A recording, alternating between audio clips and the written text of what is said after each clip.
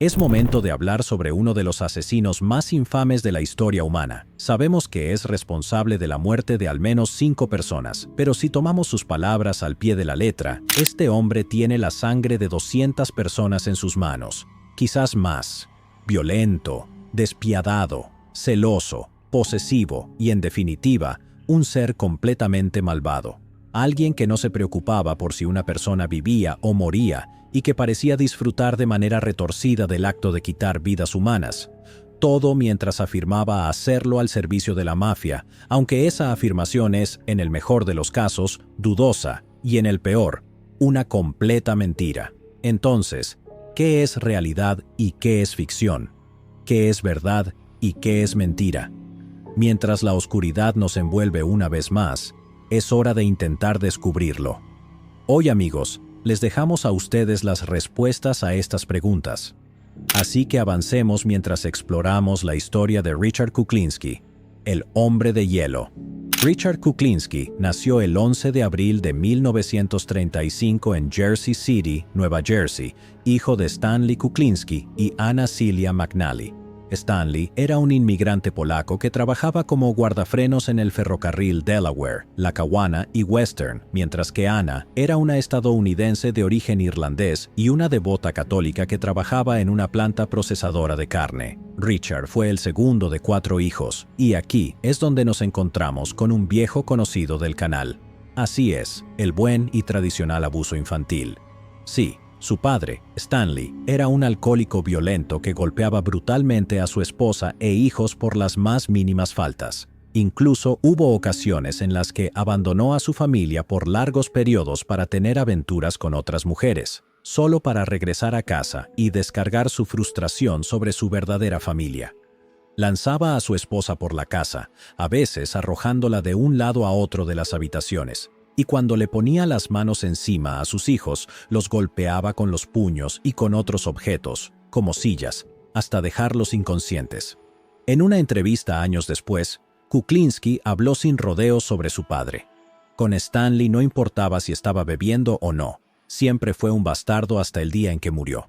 Y Anna no era mucho mejor, ya que también era abusiva con Kuklinski y sus hermanos. ¿Y qué hacía exactamente? Pues, por ejemplo, golpearlos con un palo de escoba hasta romperlos sobre sus cuerpos, o en otras ocasiones, golpearlos y dejarles moretones con cualquier objeto doméstico que tuviera a su alcance. Incluso hubo una vez en la que persiguió a Kuklinski por la casa con un cuchillo de cocina y lo amenazó de muerte. ¿Acaso esto era una consecuencia del abuso y abandono que Stanley había ejercido sobre ella? En realidad, no. Verán, este horrible y completamente injustificado abuso infantil era el resultado de su crianza religiosa. Anna era muy fanática en sus creencias y pensaba que la mejor manera de criar a los hijos era con mano dura. Así que sí, no fue un buen comienzo para Richard. Y todo empeoró cuando Stanley se convirtió en un asesino. Y no pasó nada. Verán, en ese tiempo, Kuklinski tenía a una persona en su vida a la que amaba y en la que siempre podía confiar. Su hermano mayor, Florian. Florian nació el 11 de abril de 1933, exactamente 2 años antes que Kuklinski. Compartir cumpleaños con tu hermano mayor debe haber creado un lazo muy especial entre ellos. Entonces, ¿qué sucede cuando le quitas a alguien su única fuente de apoyo? Cuando lo cortas de la manera más violenta posible, justo frente a sus ojos. Bueno, eso fue exactamente lo que ocurrió el 1 de febrero de 1941. Ese día, Stanley Kuklinski llegó a casa completamente ebrio y una vez más dirigió su furia y brutalidad hacia sus hijos, específicamente hacia Florian. Lo golpeó, lo lanzó por la habitación y cuando ya estaba en el suelo acobardado por su vida, comenzó a darle patadas una y otra vez. Tristemente, cuando todo terminó, Florian cerró los ojos y nunca los volvió a abrir. En ese instante, Kuklinski perdió a su único amigo, todo a manos del hombre que se suponía debía amarlos y protegerlos. Lo peor de todo es que cuando llegaron al hospital, el personal médico y la policía interrogaron a Stanley y a Anna sobre la muerte de su hijo y ambos dijeron que se había caído por las escaleras. No es una broma, este hombre mató a su hijo y Anna simplemente lo ayudó a encubrirlo. ¿Y qué hizo Stanley para agradecerle a Anna su lealtad y amor incondicional? Simplemente se fue. Un día, años después, la abandonó para siempre, sin despedirse, sin volver a ver a su esposa ni a sus hijos nunca más. Kuklinski y sus hermanos sobrevivientes continuaron viviendo con Anna, quien intentó criarlos bajo sus estrictas creencias católicas. Kuklinski incluso fue monaguillo en la iglesia, aunque nunca disfrutó de esa experiencia. Él quería atención, hacer reír a los demás, así que adoptó el papel de payaso de la clase. Obviamente, esto no les cayó bien a las monjas y sacerdotes de la iglesia, quienes lo golpeaban con reglas y Biblias como castigo, haciendo todo lo posible para inculcarle el temor a la palabra de Dios. No pasó mucho tiempo antes de que Kuklinski comenzara a odiar la religión por completo, así como a su madre por obligarlo a vivir esas experiencias. En numerosas ocasiones se refirió a su madre como nada más que un cáncer en su vida. También describió a los sacerdotes y monjas como unos sádicos que se escondían detrás de la palabra de Dios para asustar, manipular y básicamente salirse con la suya en lo que quisieran hacer. Todo este odio hacia sus propios padres, la muerte de la única persona que lo había amado hasta ese momento y las golpizas que recibió a manos de la iglesia, todo esto empujó a Kuklinski por un camino oscuro, y la oscuridad tomó un fuerte control sobre su corazón, tanto que necesitaba una vía de escape para todo el odio que ardía dentro de él. Así que, ¿qué hizo Richard Kuklinski con solo 10 años? Comenzó a desahogarse con los animales del vecindario. Después de atraer perros y gatos callejeros al bosque, los capturaba, los golpeaba y los torturaba a su antojo. Golpeaba gatos con martillos, prendía fuego a perros, todo para sentirse poderoso, todo para obtener aunque fuera un poco de control sobre su vida. Y no pasó mucho tiempo antes de que, supuestamente, Kuklinski cometiera su primer asesinato. Antes de continuar, una advertencia. Como se mencionó al inicio, muchas de las muertes que Kuklinski admitió aún no han sido confirmadas. Hay quienes creen que realmente mató a todas las personas que afirmó haber matado, y hay otros que creen que sus afirmaciones no son más que exageraciones. Dicho esto, a medida que avancemos, usaremos mucho supuestamente, según se informa, y de acuerdo con. Según Kuklinski, supuestamente cometió su primer asesinato a la temprana edad de 14 años. Había sido víctima de un acoso implacable durante mucho tiempo, ya que muchos niños se habían aprovechado de su naturaleza callada y de su cuerpo delgado y frágil desde que era pequeño. Y los niños realmente pueden inventar nombres horribles para sus víctimas. En el caso de Kuklinski, los apodos eran tonto polaco y espantapájaros flacucho, solo dos de los insultos más populares de sus agresores. La familia se había mudado a un nuevo vecindario después de que Stanley los abandonara, y Kuklinski se vio obligado a valerse por sí mismo, ya que a su madre no le importaba en lo más mínimo. Allí, un grupo de 5 o 6 chicos que se hacían llamar los chicos del proyecto, liderados por un niño llamado Charlie Lane, comenzaron a acosarlo y maltratarlo todos los días. La oscuridad dentro de él se fue acumulando, y pronto, con su nueva confianza y sensación de poder, tuvo suficiente. Un día, Kuklinski recibió una paliza particularmente brutal a manos de los chicos del proyecto, y ese mismo día, según él, decidió vengarse. Al llegar a casa, tomó una vara de madera de aproximadamente 60 centímetros de largo y salió en busca de su agresor. Poco después, vio a Charlie acechándolo desde las sombras. Después de un rato, logró atraparlo solo. Lo enfrentó, pero el otro chico solo se burló de él y lo amenazó. No había manera de que el flacucho Kuklinski intentara hacer algo estúpido, ¿cierto? Pues estaba equivocado, y supuestamente le costó la vida. El odio y la ira dentro de Richard Kuklinski explotaron, y sin previo aviso, supuestamente golpeó a Charlie Lane en la cabeza con tanta fuerza que lo mató en el acto. Lo más probable es que haya sido un accidente. En todo caso, solo quería darle una lección, pero cualquier sentimiento de remordimiento o pánico que intentó apoderarse de él fue inmediatamente aplastado por la sensación de poder y satisfacción que lo invadió. Podía lastimar a la gente, podía defenderse, y nadie volvería a meterse con él. Al describir cómo se sintió, Kuklinski no se contuvo. Fue cuando aprendí que es mejor dar que recibir. Así que ahora tiene el cadáver de un niño en sus manos. ¿Y qué hace Kuklinski? Bueno, según él, robó un auto y metió el cuerpo sin vida de Charlie en la maleta, conduciendo durante 2 horas hasta el sur de Nueva Jersey. Luego, procedió a sacar el cuerpo del auto, le cortó los dedos con un hacha para evitar su identificación, le arrancó los dientes para impedir su identificación dental y luego arrojó el cadáver desde un pequeño puente hacia las aguas heladas debajo. ¿Es esto cierto? Bueno, tal vez. Realmente no lo sabemos con certeza, especialmente porque nunca se ha encontrado un cuerpo. Los investigadores han revisado registros de personas desaparecidas en la zona sin éxito. Pero algo es seguro. Si es cierto, entonces fue solo el sangriento preludio del caos que estaba por venir. Después de la supuesta muerte de Charlie Lane, Kuklinski tomó una página del libro de sus acosadores, se juntó con un grupo de chicos de la zona y formaron su propia pandilla, a la que llamaron los que se levantan como rosas. ¿Por qué los chicos de los años 40 y 50 inventaban nombres tan ridículos para sus pandillas? Independientemente de su extraño nombre, rápidamente se convirtieron en una molestia para la comunidad. Se metían en casas y almacenes, cometiendo múltiples robos, especialmente si consideraban que sus víctimas eran ricas. Para este punto, Kuklinski había cambiado físicamente por completo. Pasó de ser un flacucho espantapájaros a un monstruo de hombre que medía aproximadamente 1,96 m y pesaba 136 kilos. Y ahora volvemos a los supuestamente. Para cuando Richard Kuklinski tenía 18 años, en la década de 1950, se había convertido en un verdadero criminal, un ladrón experto que se había ganado el respeto y la atención de muchas personas. Y, más temprano que tarde, la mafia lo notó. Su primer encuentro con la mafia ocurrió, supuestamente, debido a un hombre llamado Roy DeMeo, un mafioso ítalo-estadounidense que trabajaba para la familia criminal Gambino, la cual operaba principalmente en la ciudad de Nueva York. DeMeo incluso tenía su propia banda, simplemente conocida como la Pandilla de DeMeo. Durante sus actividades criminales, Kuklinski terminó endeudado con DeMeo y llegó al punto de pasarse del plazo del pago de su deuda. ¿Qué pasó entonces? DeMeo envió a su gente para darle una brutal golpiza a Kuklinski mientras él observaba de cerca. Mientras la paliza ocurría, DeMeo notó lo estoico y sereno que era Kuklinski mientras recibía los golpes. Así que, ¿qué hizo DeMeo?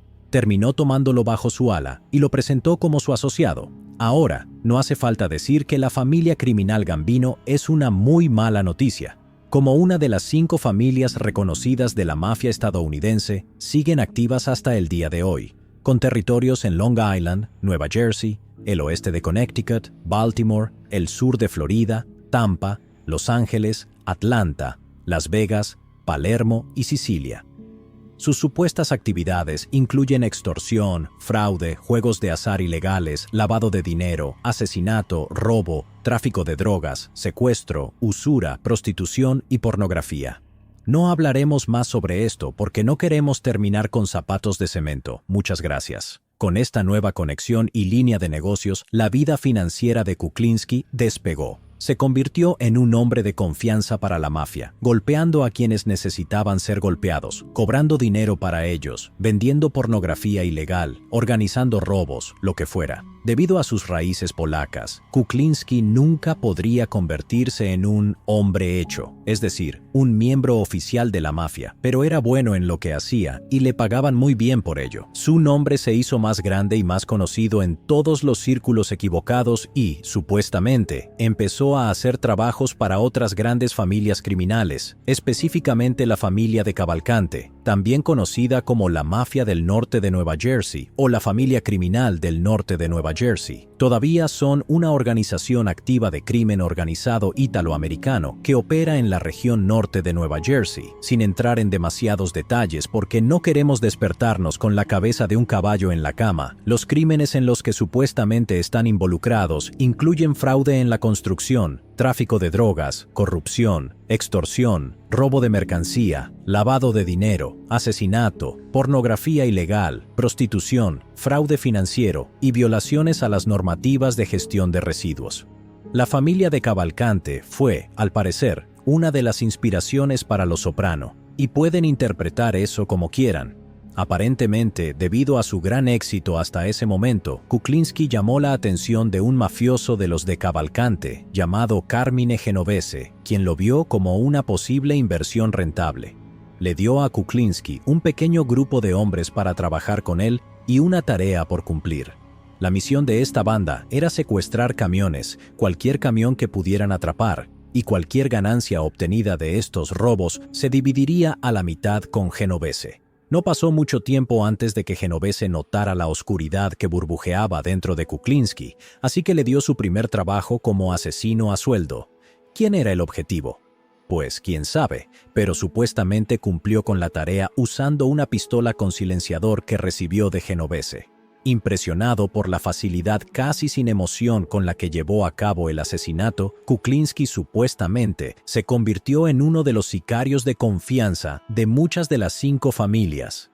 Con el paso de los años, afirmó haber matado a más de 200 personas, la mayoría de ellas asesinatos ordenados por la mafia.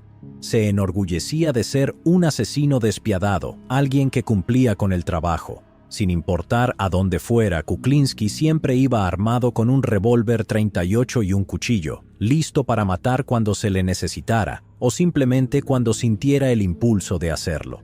Según Kuklinski, muchos borrachos en la calle o personas sin hogar indefensas murieron para saciar sus oscuros deseos.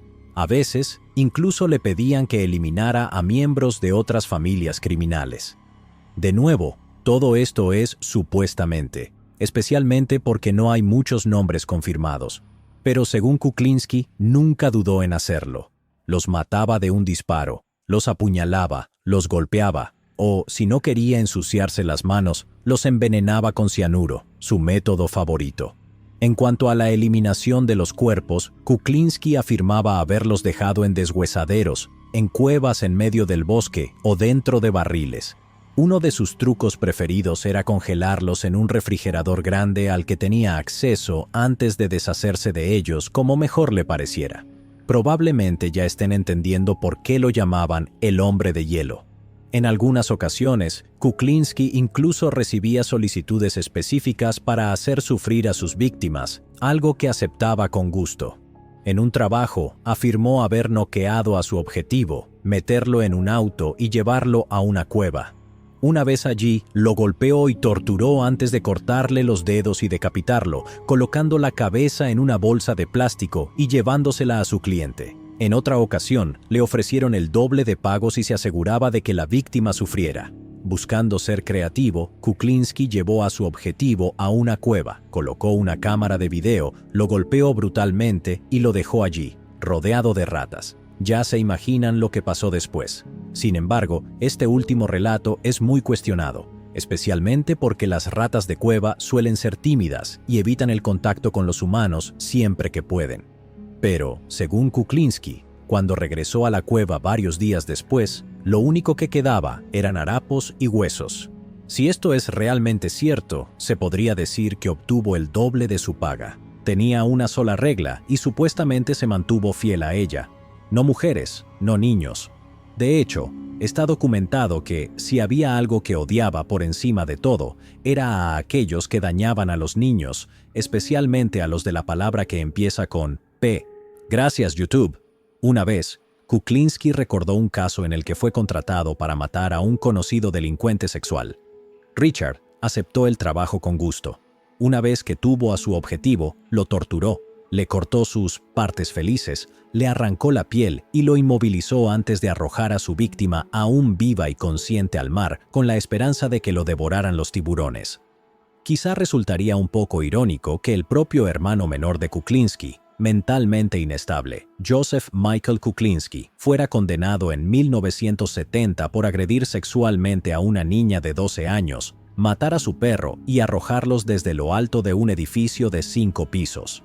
Kuklinski odiaba a su hermano por esto, y cuando se le preguntó más tarde qué pensaba de Joseph, Richard simplemente respondió: «Venimos del mismo padre». Sin embargo, no pasó mucho tiempo antes de que, especialmente después de que Genovese fuera arrestado y posteriormente asesinado en prisión, muchos de los contratos a los que estaba acostumbrado comenzaran a disminuir. Supuestamente, Kuklinski todavía recibía contratos de vez en cuando y continuó con sus propios caminos criminales hasta que todo se vino abajo. Pero fue alrededor de 1960 cuando Kuklinski pensó que quizás era hora de asentarse y formar una familia. No hay muchas fuentes que mencionen esto, pero Kuklinski en realidad estuvo casado 2 veces. Su primera esposa fue una mujer llamada Linda, quien era varios años mayor que él. Juntos tuvieron 2 hijos, 2 niños llamados Richard Jr. y David. No se sabe mucho sobre ellos, así que no es posible hablar mucho sobre su relación con Kuklinski. Sin embargo, por lo que se sabe de su segundo matrimonio, se puede asumir con razón que no fue un lecho de rosas. Fue durante el tiempo en que Kuklinski trabajaba en una empresa de transporte, cuando los contratos para asesinatos eran escasos, que conoció a una mujer con la que pasaría la mayor parte de su vida. Ella era Barbara Pedrici y en ese momento trabajaba como secretaria. Como muchos psicópatas de los que hemos hablado en el pasado, Kuklinski sabía cómo ser encantador cuando quería y comenzó a cortejarla. Pronto comenzaron a verse cada vez más y más, rápidamente estableciendo una relación. Ahora, por supuesto, Kuklinski todavía estaba casado con Linda en ese momento, pero eso no le importaba. Él quería a Bárbara y eso era todo. Así que, sin dudarlo, se divorció de Linda y nunca la volvió a ver ni a sus 2 primeros hijos. Pero, tarde o temprano, por mucho que quisiera mantener su papel de buen tipo, las grietas siempre empiezan a mostrarse. Una vez que tuvo a Bárbara solo para él, quiso mantenerla así. Se volvió controlador, exigente, y no quería que pasara tiempo con nadie más que con él. Si la veía hablando con otro hombre, o incluso simplemente estando cerca de uno, se ponía increíblemente celoso y posesivo. Sí, la misma historia de siempre, y no es menos alarmante aquí que en cualquier otro caso. Empezó a manipularla, a hacerla sentir menos de lo que realmente era, mientras afirmaba que la amaba, que se preocupaba por ella, que lo hacía porque quería protegerla. Un día, Bárbara tuvo suficiente. Discutieron en el auto después de que ella mencionara que quería salir con unos amigos. Cuando Kuklinski se opuso, ella le dijo que estaba cansada de todo y que tal vez deberían ver a otras personas. ¿Qué creen que hizo Kuklinski? Aceptó su decisión y respetó su deseo. No, sean ingenuos. Con un rápido movimiento, Kuklinski se le acercó por detrás del asiento. Bárbara sintió una extraña presión en el cuello, seguida de un ardor punzante. Miró a Kuklinski y vio que con total indiferencia sacaba un cuchillo de detrás de su asiento. La punta estaba manchada de rojo. La había apuñalado a través del respaldo del asiento tan rápido que ni siquiera había procesado lo que había pasado. Con el arma ahora apuntándola y con una ira fría en los ojos, Kuklinski le dijo que se casaría con él. Si no lo hacía, bueno, entonces él simplemente masacraría a toda su familia, uno por uno. Hemos oído hablar de bodas forzadas antes, pero nunca de una boda bajo amenaza de cuchillo. Y así, Bárbara Pedrici se convirtió en Bárbara Kuklinski en septiembre de 1961 y se mudaron juntos a una casa en Dumont, Nueva Jersey. Para el momento de su boda, Richard Kuklinski supuestamente ya había matado a hasta 65 hombres. Juntos tuvieron 3 hijos, 2 hijas, Merrick y Christine, y un hijo, Dwayne. ¿Recuerdan que dijimos que Kuklinski era muy celoso y posesivo con Bárbara cuando se trataba de otros hombres? Bueno, ¿nos creerían si dijéramos que eso también incluía a su propio hijo?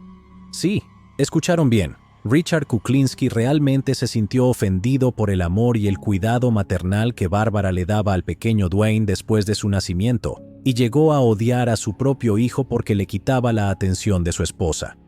¿Pueden decir loco? Más allá de eso, parece que las apariencias eran algo muy importante para Kuklinski. Se aseguraban de mantener una fachada y los vecinos pensaban que la familia Kuklinski era la familia perfecta. Veían a Kuklinski como un buen hombre, un padre amoroso y un esposo atento. Organizaba grandes parrilladas para su familia y todos los vecinos y los ayudaba con lo que necesitaran. Se tomaba fotos constantemente con su esposa, sus hijos, con toda la familia, como si quisiera que el mundo entero creyera que todo era simplemente perfecto. Y, con el tiempo, admitió que incluso se sentía así. Bárbara lo describió de la mejor manera cuando habló de los 2 lados de su esposo, a los que llamó el Richie bueno y el Richie malo. Cuando todo iba bien, Kuklinski podía ser el mejor esposo y padre imaginable. Ropa cara, autos de lujo, escuelas privadas para los niños. Se aseguraba de que nunca les faltara nada, les mostraba amor, afecto, les daba todo lo que querían y nunca se separaba de sus hijos si estaban enfermos. Ese era el buen Richie, pero también estaba el Richie malo. Ese lado agresivo y controlador nunca se iba y puertas adentro descargaba su ira en su familia. Golpeaba a Bárbara por la infracción más mínima y lo hacía frente a los niños. Gritaba, destruía muebles, tenía ataques de ira en la carretera y maltrataba verbalmente a sus hijos, aunque nunca los golpeó. Le rompió la nariz a Bárbara 3 veces, la golpeó tan fuerte en varias ocasiones que le causó abortos espontáneos y hasta mató al perro de la familia delante de su hija Merrick, después de que ella llegara tarde una noche. Y Kuklinski tampoco estaba a salvo de sus propios ataques de furia. Caía en periodos de profunda depresión en los que se negaba a salir de la cama o de su habitación. Escribía lenguaje ofensivo en las paredes de su cuarto y se golpeaba la cara tan fuerte que el sonido retumbaba por toda la casa. Sus hijos intentaban detenerlo, intentaban frenar las peleas, evitar que se hiciera daño, pero nada funcionaba. Llegó al punto en que Kuklinski desahogaba sus pensamientos más oscuros y perturbadores en Merrick, volcando sobre ella toda su maldad, cuando ella aún era solo una niña. En el programa I Lived with a Killer, Merrick Kuklinski compartió lo siguiente mientras intentaba contener las lágrimas. Creo que tenía 13 años. Dijo, Merrick, si esto alguna vez se sale de control y mato a tu mamá, tendría que matarlos a todos. Y me dijo que quería que supiera que yo sería la más difícil de matar porque nuestra relación era especial. Y yo le respondí, está bien, papá, lo entiendo. Padre del año, damas y caballeros, y no crean que, solo porque tenía una familia, dejó su vida criminal atrás.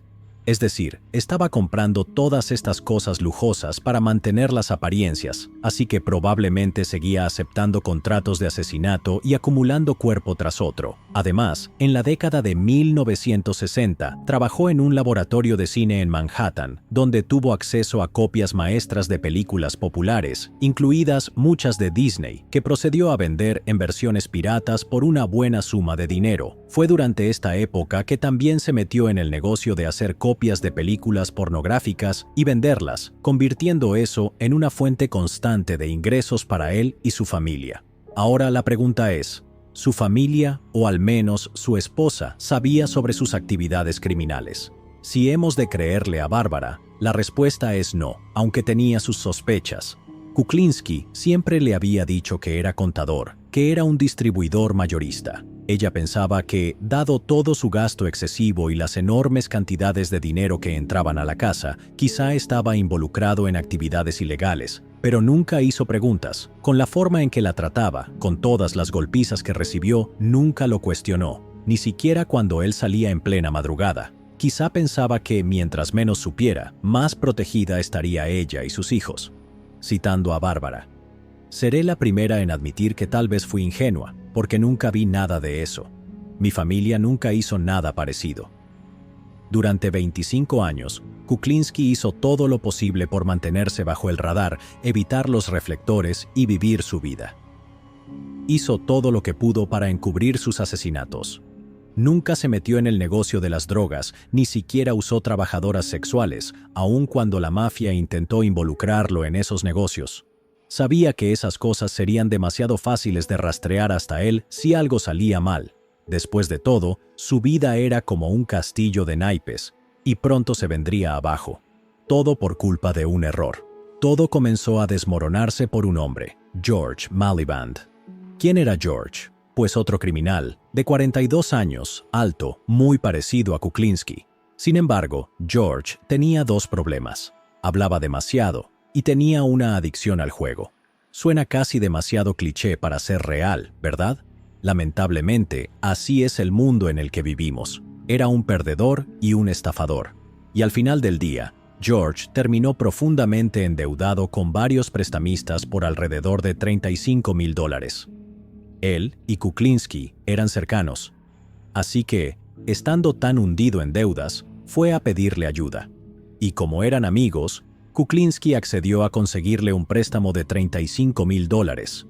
El problema, el préstamo, era de la familia criminal Gambino y venía con la tasa de interés especial para amigos.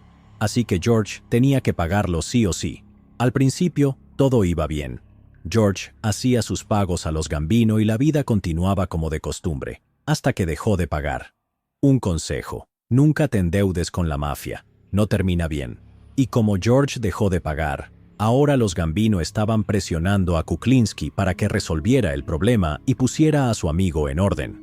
El 30 de enero de 1980, Kuklinski invitó a George a dar un paseo y simplemente hablar del asunto y analizar la situación, quizá incluso vender algunas cintas pornográficas. George aceptó y le dijo a su hermano lo que iba a hacer y con quién se reuniría. Mientras conducían por la ciudad, Kuklinski le dijo a George que los Gambino estaban furiosos, que querían su dinero y que ahora su reputación estaba en juego por su culpa.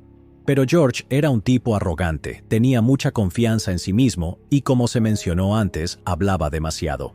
Y así cometió un grave error.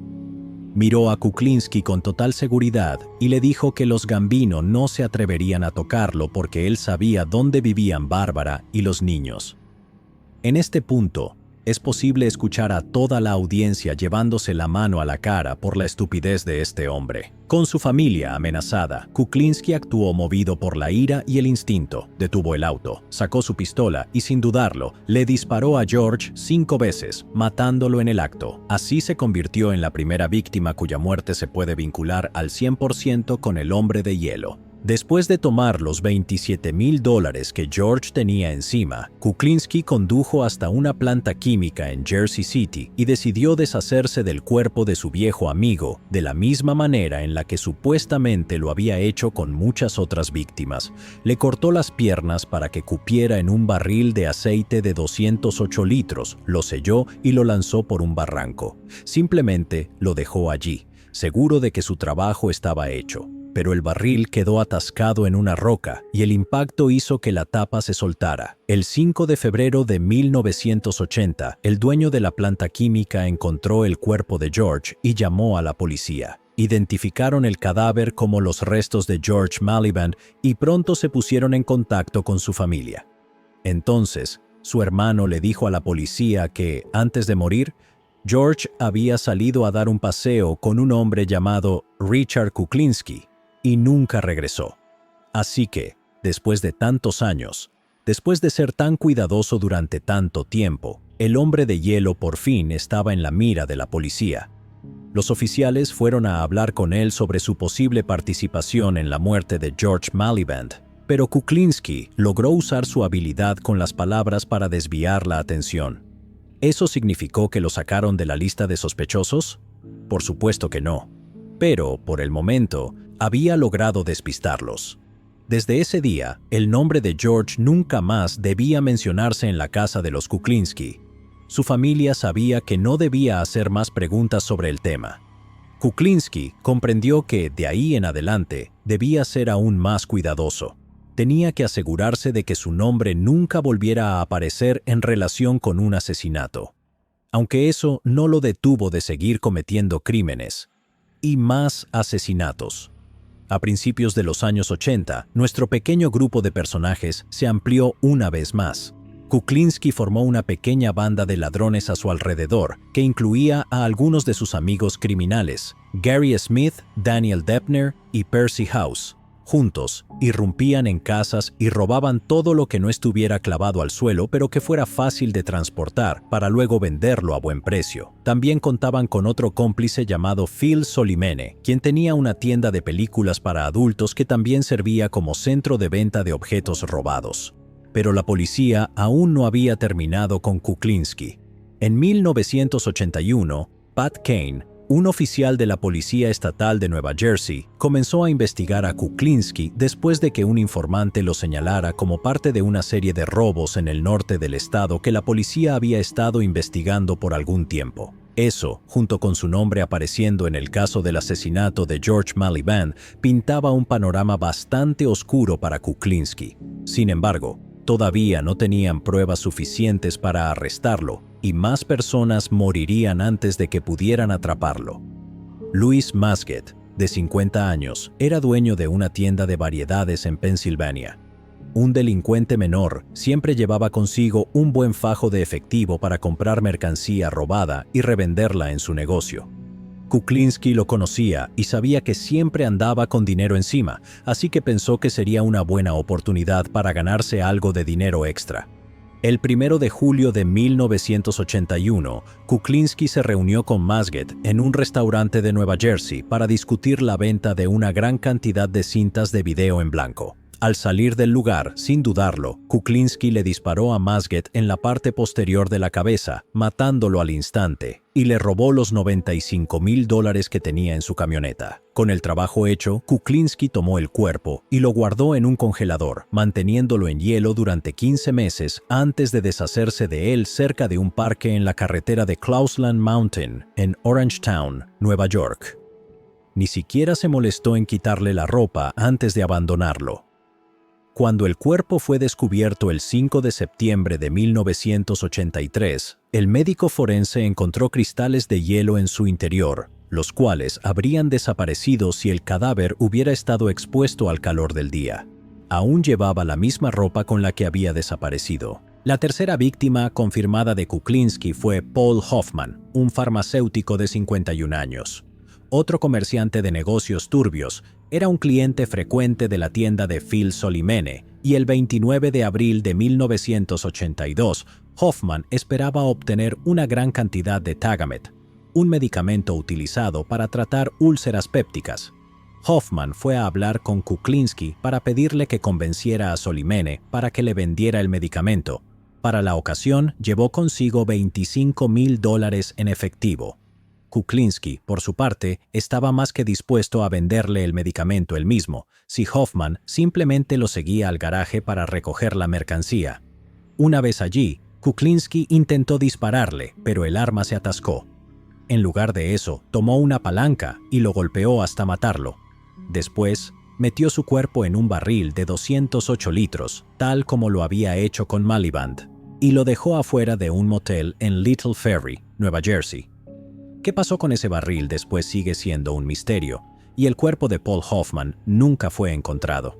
Así que, hasta ese momento, ya había 3 asesinatos que podían vincularse directamente con Kuklinski, y la policía aún tenía su nombre en mente, en especial Pat Kane.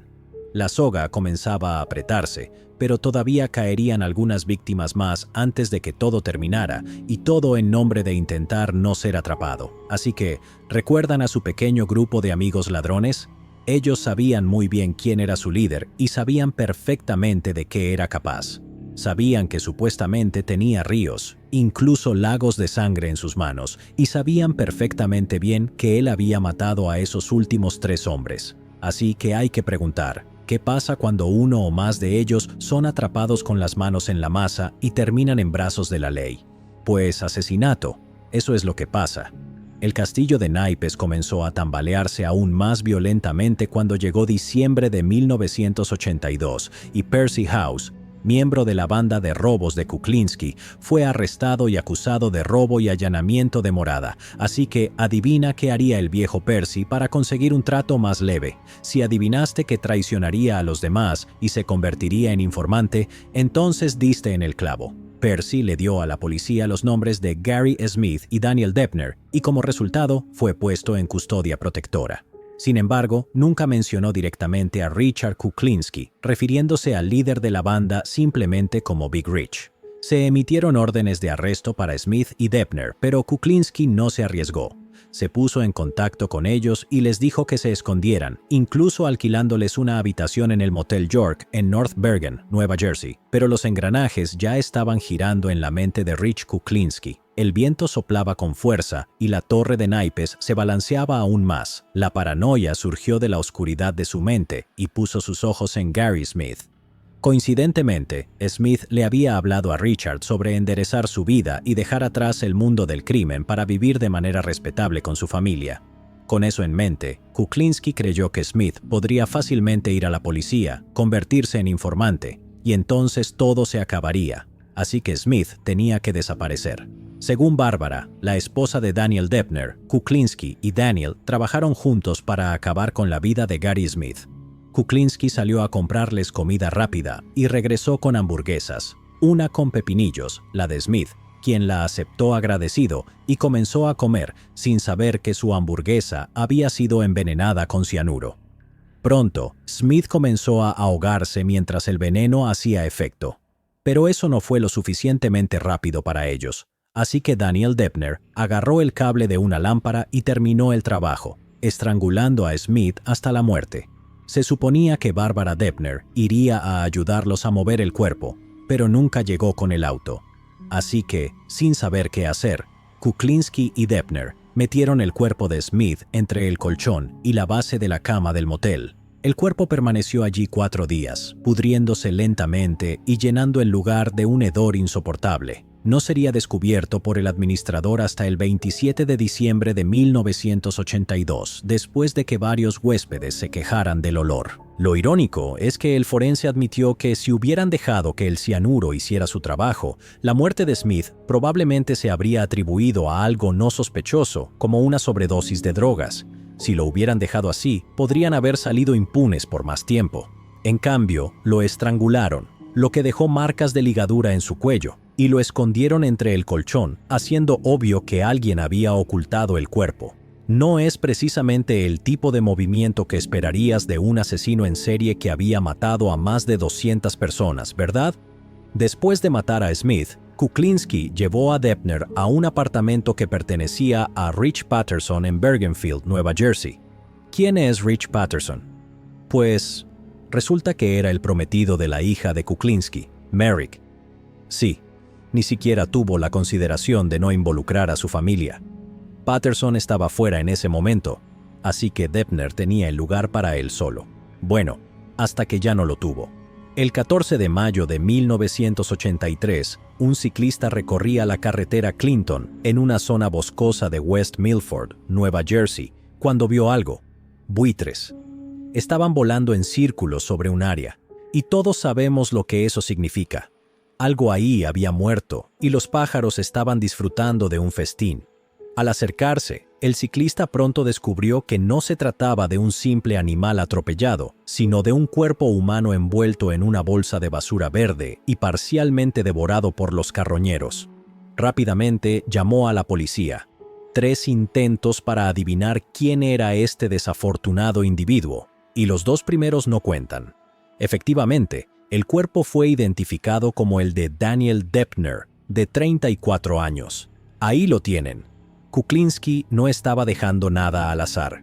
En algún momento, entre el traslado de Deppner al apartamento de Patterson en mayo de 1983, Kuklinski lo asesinó, como lo evidenciaban las manchas de sangre en la alfombra. Los exámenes forenses mostraron que no tenía heridas defensivas, además de presentar manchas rosadas en la piel, signos de envenenamiento por cianuro, así como una marca de ligadura en el cuello. ¿Les suena familiar? Exactamente igual que con Smith, Kuklinski había envenenado a Deppner, esta vez con unos frijoles caseros que fueron encontrados en su estómago. Cuando Deppner comenzó a ahogarse y jadear por el veneno, Kuklinski lo estranguló hasta la muerte. Siendo el pedazo de basura que era, Kuklinski luego involucró a Rich Patterson. Le mintió, diciéndole que Deppner se había metido con gente peligrosa y que lo habían matado mientras él estaba fuera. Rich, sin sospechar, ayudó a Kuklinski a envolver el cuerpo y deshacerse de él. Después rompió su compromiso con Merrick, la hija de Kuklinski, por insistencia de ella, y se marchó del pueblo. La banda de Kuklinski estaba muerta, al menos los 2 que seguían libres, así que probablemente pensó que estaba a salvo.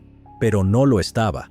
La policía no era tonta, Pat Kane no era tonto, y la evidencia en su contra se acumulaba. Estos 5 homicidios habían ocurrido en el transcurso de unos años, y Kuklinski era, verificablemente, la última persona que los había visto con vida. Además, tenían a Percy House y toda la información que estaba proporcionando apuntaba directamente a Kuklinski, pero necesitaban más pruebas. Afortunadamente, estaban a punto de obtenerlas.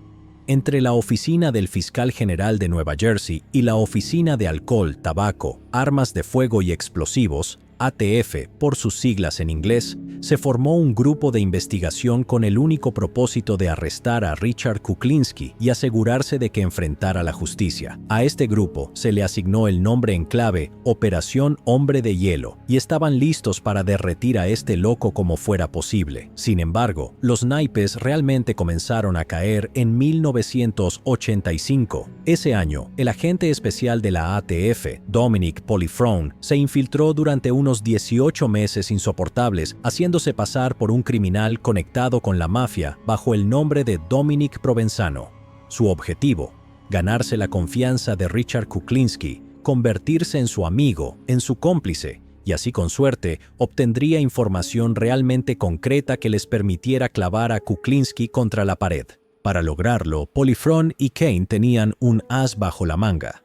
¿Recuerdan a Phil Solimene, el que manejaba el local de artículos robados? El amigo de Kuklinski que dirigía ese negocio ilegal. Pues resulta que Percy House no fue el único que decidió colaborar y fue Phil quien tuvo que presentar a Polifrone ante Kuklinski para acercarlo al hombre de hielo. En sus propias palabras más tarde, Kuklinski expresó su arrepentimiento por no haber asesinado a Phil, diciendo: «Fue el único amigo al que no maté». Tomó un tiempo, ya que Kuklinski se había vuelto extremadamente paranoico en ese punto, convencido de que las autoridades lo seguían de cerca y estaban a punto de atraparlo. Pero con el tiempo bajó la guardia y dejó que Polifrone se acercara. Probablemente ayudó el hecho de que le había comprado un silenciador para pistola a Kuklinski. Poco a poco, Kuklinski comenzó a abrirse sobre muchas de las cosas terribles que había hecho, tanto reales como supuestas. Entre ellas, confesó que había guardado un cadáver en su congelador durante 2 años y medio y que prefería usar veneno porque era menos complicado que un arma o un bate de béisbol. Cerca del final de los 18 meses de infiltración, Kuklinski le hizo una pregunta crucial a Polifrone: ¿podría conseguirle cianuro puro? La razón: planeaba matar a un traficante de cocaína judío adinerado y también tenía en mente eliminar un par de ratas. Kuklinski dejó muy claro que pronto se desharía tanto de Percy House como de Barbara Depner para silenciarlos. Sin remordimientos, sin vacilación, sin el más mínimo sentido de moralidad. Era un verdadero monstruo. Incluso se jactó de haber matado a un hombre con una hamburguesa envenenada y Polifrone lo grabó todo. Estuvo intervenido durante todo el tiempo. Consiguió que Kuklinski admitiera haber asesinado a Smith con una hamburguesa con cianuro, así como sus planes de matar a 3 personas más con veneno, incluyendo a 2 que estaban bajo custodia y protección policial. El 17 de diciembre de 1986, Kuklinski y Polifrone tuvieron un último encuentro. Kuklinski llegó para comprarle cianuro a Polifrone, supuestamente para otro asesinato. Esta vez, su objetivo no era Barbara Depner, Percy House o el mencionado traficante judío, sino un hombre que, casualmente, era un policía encubierto. Al recibir el supuesto veneno, los 2 hombres se separaron y su conversación quedó grabada una vez más. Kuklinski, aún paranoico, decidió probar el veneno en un perro callejero, poniendo un poco en una hamburguesa. Por supuesto, no funcionó, y eso lo puso nervioso. Decidió regresar a casa en lugar de ir a matar a su objetivo. Pero ya era demasiado tarde. Los investigadores tenían todo lo que necesitaban. 2 horas más tarde, Richard y Barbara Kuklinski salieron de su casa y subieron a su auto, como solían hacer para ir a desayunar. Pero en el camino de regreso, su vehículo fue detenido en un control. Patrullas los rodearon, y todos los oficiales apuntaron sus armas hacia el auto. Richard Kuklinski fue sacado del vehículo y arrestado por los asesinatos de Hoffman, Smith, Depner, Masget y Miliband. Barbara, que no tenía idea de lo que ocurría, entró en pánico ante el espectáculo. Más tarde, sería acusada de interferir en el arresto de Kuklinski, además de posesión de un arma de fuego, ya que encontraron una pistola en el auto. Cuando preguntó qué estaba pasando, Pat Kane se acercó y le dijo simplemente: «Es un asesino».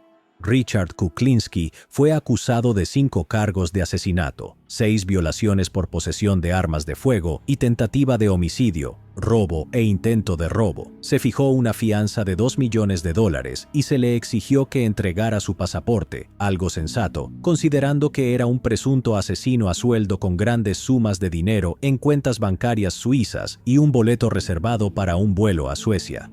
Kuklinski les dijo a todos los reporteros que lo escucharon que esto era ridículo, que todo era innecesario y sin fundamento, pero las autoridades no le creyeron. El fiscal general de Nueva Jersey, Billy Cary Edwards, declaró: «Tendía trampas a individuos con negocios falsos. Desaparecían y el dinero terminaba en sus manos». Pronto comenzó el juicio. con la fiscalía liderada por el fiscal adjunto Robert Carroll. La defensa de Kuklinski, por otro lado, era un defensor público sin experiencia, no siendo un buen comienzo porque todos saben que, si quieres salirte con la tuya en un juicio por asesinato, necesitas un abogado caro y brillante. Su defensor argumentó que Richard Kuklinski era un buen hombre, un oso de peluche, que solo actuaba como un tipo duro para mantener las apariencias, que no tenía historial de violencia ni antecedentes penales. Bueno, excepto por un par de cheques sin fondos, pero nadie es perfecto.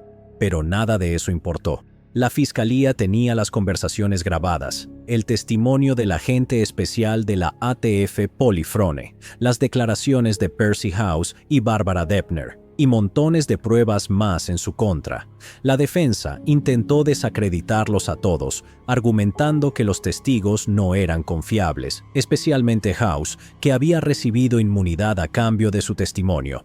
Pero fue inútil. En marzo de 1988, Kuklinski fue declarado culpable de los asesinatos de Smith y Depner. Sin embargo, como no los había matado solo, no podía recibir la pena de muerte. En su lugar, se le impuso una sentencia mínima de 60 años de prisión. Ya sabemos lo que están pensando. ¿60 años? ¿Eso es todo? Bueno, afortunadamente, eso no era todo. Aún quedaban los cargos por los asesinatos de Masget y Miliband. Sabiendo que estaba acabado sin importar lo que hiciera, Kuklinski se declaró culpable de ambos crímenes y recibió 2 cadenas perpetuas consecutivas. Nunca saldría de prisión. En cuanto al cargo por el supuesto asesinato de Hoffman, los fiscales decidieron no proceder. Otra cadena perpetua no cambiaría nada, y el caso era débil de todos modos, ya que el cuerpo nunca se encontró. Kuklinski fue encarcelado en la prisión estatal de Trenton, ahora conocida como New Jersey State Prison, o NJSP, donde era inelegible para libertad condicional hasta el año 2046. Para entonces, tendría 111 años, así que, sí, nunca saldría. A cambio de su declaración de culpabilidad, los cargos de posesión de armas contra su esposa y un cargo menor de posesión de marihuana contra su hijo fueron retirados. Su familia lo visitaba de vez en cuando, pero era incómodo. Siempre los vigilaban, no solo los guardias, sino también otros reclusos, porque dentro de la prisión, Richard Kuklinski era tratado como realeza. Su reputación como asesino a sueldo de la mafia, sin importar cuánto de eso fuera cierto, lo precedía. Los otros presos lo respetaban. Bárbara permaneció con él algunos años más, hasta 1993, cuando se divorció, alegando razones económicas, aunque continuó visitándolo una vez al año. Cuando le preguntaron en una de sus numerosas entrevistas si tenía algún remordimiento, Kuklinski declaró que lamentaba haber involucrado a su familia y sentía vergüenza por haberles hecho daño. Nunca me he arrepentido de nada de lo que hice, excepto de lastimar a mi familia. Quiero que mi familia me perdone. Hablando de entrevistas, Kuklinski concedió muchas a lo largo de los años, desde fiscales hasta psicólogos, psiquiatras, criminólogos y escritores. Algunas incluso se compilaron en autobiografías, siendo las más famosas las escritas por Anthony Bruno y Philip Carlo, pero las más conocidas fueron los documentales de HBO. The Iceman Tapes. Confesiones de un asesino en serie, en 1992. The Iceman Confesses. Secrets of a Mafia. Hitman, en 2001. The Iceman and the Psychiatrist, en 2003. Fue en esta última entrevista con el psiquiatra forense Park Dietz que Dietz afirmó creer que Kuklinski sufría de trastorno de personalidad antisocial combinado con trastorno de personalidad paranoide. Y, considerando todo lo que sabemos del hombre, es difícil no estar de acuerdo con ese diagnóstico. Al principio, Kuklinski se resistía a estas entrevistas, pero Bárbara lo convenció, diciendo que ayudaría a la familia y, según se rumora, fueron bien pagados, quizá lo único decente que ese cabrón hizo por sus hijos. En estas entrevistas, Kuklinski detalló muchos de sus asesinatos, especialmente los más sonados, aunque la mayoría son supuestos y probablemente mentira. Afirmó haber matado a más de 200 personas, muchas por encargo de la mafia. Pero, ¿cuánto de eso es cierto? Vamos a analizar algunos de sus grandes supuestamente y por qué la mayoría podrían ser inventos. Afirmó ser uno de los asesinos de Carmine el Cigarro Galante, el jefe interino de la familia Bonanno, quien fue ejecutado el 12 de julio de 1979 mientras almorzaba. También afirmó haber sido uno de los sicarios que mataron a Paul Big Polly Castellano, el jefe de la familia Castellano, asesinado el 16 de diciembre de 1985 después de cenar en una reunión.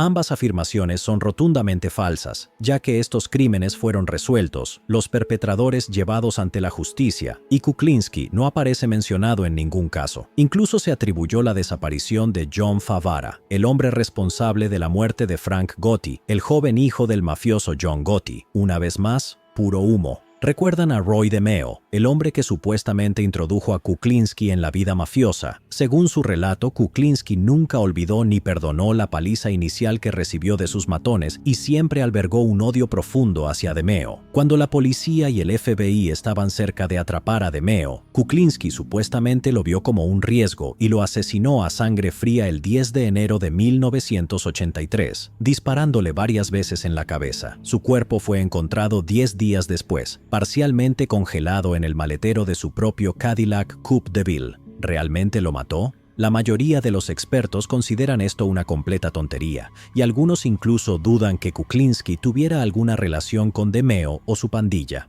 No aparece mencionado en los numerosos libros sobre la banda de DeMeo, ni en conversaciones posteriores con miembros de la organización. Se cree ampliamente que fue su propia banda quien eliminó a Roy DeMeo. ¿Y están listos para la mentira más grande? Hablemos de Jimmy Hoffa. Sí, Richard Kuklinski incluso afirmó ser uno de los responsables de la desaparición y presunto asesinato del expresidente del sindicato Teamsters, Jimmy Hoffa, de 62 años. Al principio negó cualquier participación, pero luego cambió su versión y dijo que lo había matado personalmente. Según Kuklinski, formó parte de un equipo de secuestro de 4 hombres que recogió a Hoffa en Detroit. En el auto, afirmó haberlo apuñalado con un cuchillo de caza grande, matándolo, para luego transportar el cuerpo desde Detroit hasta una chatarrería en Nueva Jersey, donde lo metieron en un barril, lo incineraron y lo enterraron. Más tarde, como medida de precaución, desenterró el barril, lo colocó en el maletero de un auto, lo compactó en un cubo y lo vendió a Japón como chatarra junto con cientos de autos compactados. ¿Suena esto remotamente plausible o creíble? Si respondiste que no, felicitaciones, tienes sentido común. Nadie en las fuerzas del orden creyó una sola palabra de lo que dijo. Ningún detalle coincidía con la investigación y sus afirmaciones fueron descartadas por completo. ¿Ven a dónde queremos llegar? Este es el capítulo donde todo se desmorona. Richard Kuklinski fue un asesino, sí, y era un canalla, pero ¿un asesino en masa? ¿Un sicario profesional de la mafia? Es poco probable. El tipo era un mentiroso patológico, un asesino descontrolado, y nadie con conocimiento real de los crímenes que decía haber cometido le creyó una palabra. Paul Smith, miembro del equipo que lo arrestó, declaró: «Verifiqué cada uno de los asesinatos que Kuklinski dijo haber cometido y ninguno era cierto. Autoridades de todo el país no pudieron corroborar ni un solo caso con los detalles que él proporcionó». Incluso ex criminales y mafiosos desestimaron sus historias. Michael Francese, ex capo de la familia Colombo, dijo: «Pasé 25 años en esa vida, en la calle, y nunca escuché su nombre ni una vez». Tras las rejas, lo único que hizo fue disfrutar de la atención, los reflectores y las entrevistas que lo pintaron durante años como uno de los asesinos más despiadados de la historia. Y él se regodeaba en eso, montado en su falsa leyenda incluso cuando su relato se desmoronaba. Al final, Kuklinski sí pasó el resto de su vida en prisión. Tras 18 años entre rejas, su salud comenzó a deteriorarse. En octubre del 2005 le diagnosticaron enfermedad de Kawasaki, que inflama los vasos sanguíneos. Lo trasladaron al ala médica del St. Francis Medical Center en Trenton, Nueva Jersey, pero él seguía convencido de que lo estaban envenenando, de que la mafia quería silenciarlo por hablar demasiado, como si ese mentiroso obsesivo tuviera la más mínima importancia. Mientras su estado empeoraba, les dijo a los médicos que lo reanimaran si su corazón se detenía, pero Bárbara ya había firmado una orden de no resucitación. Cuando el hospital la llamó para darle una última oportunidad de cambiar de opinión, ella se negó. Al final, Bárbara tuvo la última palabra, y quizá la última risa, contra el hombre que convirtió su vida en un infierno durante tantos años. Richard Kuklinski, el hombre de hielo, murió a los 70 años el 5 de marzo del 2006 por un paro cardíaco tras sufrir una enfermedad coronaria y vasculitis. Y así termina nuestra historia. Una mezcla de mentiras, asesinatos, abuso por todas partes y completa miseria. Richard Kuklinski fue un ser humano podrido, un monstruo absoluto, incluso sin sus grandilocuentes fanfarronadas y mentiras. Abusó de su esposa e hijos, robó, estafó y, al final, sin duda les arrebató la vida a al menos 5 personas. Si tomáramos sus mentiras al pie de la letra, sería uno de los peores asesinos de la historia, sin comparación, pero no lo fue. El hombre de hielo era un mentiroso, un farsante, un fanfarrón patético. Quería ser una figura imponente, más grande que la vida, quería ser importante. ¿Tuvo alguna conexión con la mafia? Quizá, no se descarta por completo, pero después de todo, no se puede creer que fuera un sicario, un monstruo con toque de hielo. Era un perdedor y un criminal, simple y llanamente. Mató por cobardía, rabia y supervivencia, no por algún código criminal o por órdenes de la mafia. Como dijo el agente especial Polifrone, le encantaba alardear de toda la mierda que había hecho, pero no creo que matara a 200 personas, ni a 100. Puedo llegar máximo a 15 tal vez. Puedo documentar 5. Si quieres agregar unos cuantos más, está bien. Pero aún así, era el tipo de hombre que, si te metías con él o con su familia, estabas muerto. Aún así, como siempre, es importante recordar a las víctimas. Aunque Kuklinski no fuera el asesino en masa que decía ser, sí mató gente, y aunque algunos de ellos fueran criminales, nadie merece que le arrebaten la vida. George Malliband, Louis Masget, Paul Hoffman, Gary Smith y Daniel Deppner. ¿Eran todos hombres malos? Sí, cada uno a su manera, pero fueron víctimas, al fin y al cabo. Y también recordamos a todas aquellas víctimas cuyos nombres no conocemos, las que fueron reales y no solo bravuconadas vacías de un mentiroso. Llegados aquí, ¿acaso no has visto este otro crimen? Yo no me lo perdería,